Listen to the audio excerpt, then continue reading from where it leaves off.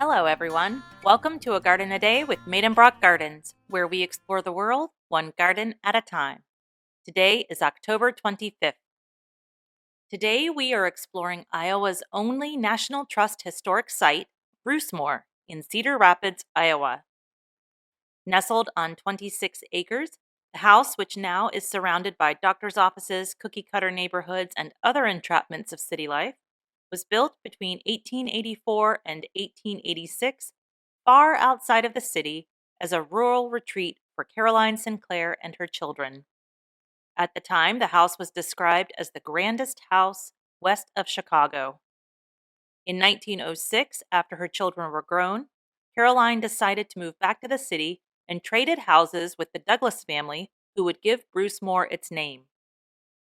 George Bruce Douglas was the son of the founder of the Quaker Oats Company.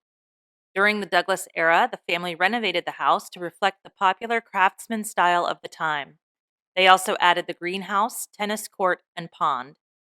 The house was inherited by the Douglases' eldest daughter, Margaret, who lived there with her husband, Howard Hall. They too renovated the house.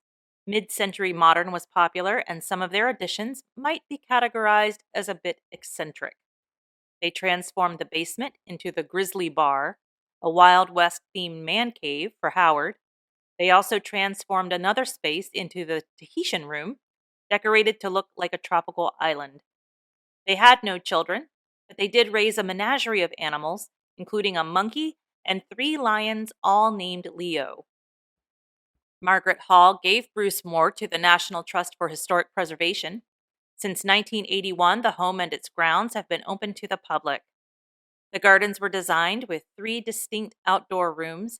There's a formal garden with geometric beds, a night garden with plantings that reflect the moonlight, and the cutting garden, where vegetables and flowers grow.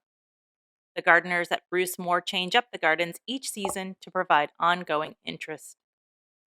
In 2020, a powerful storm destroyed 450 trees, or almost 70% of the tree canopy at Brucemore, along with damaging all the buildings on the property, fencing, and other parts of the landscape.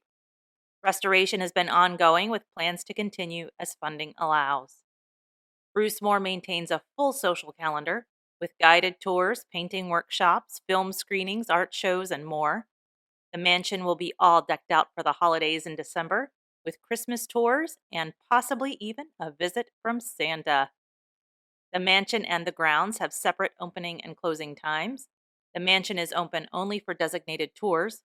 The grounds close at 4:30 p.m., but it's best to check before planning a visit.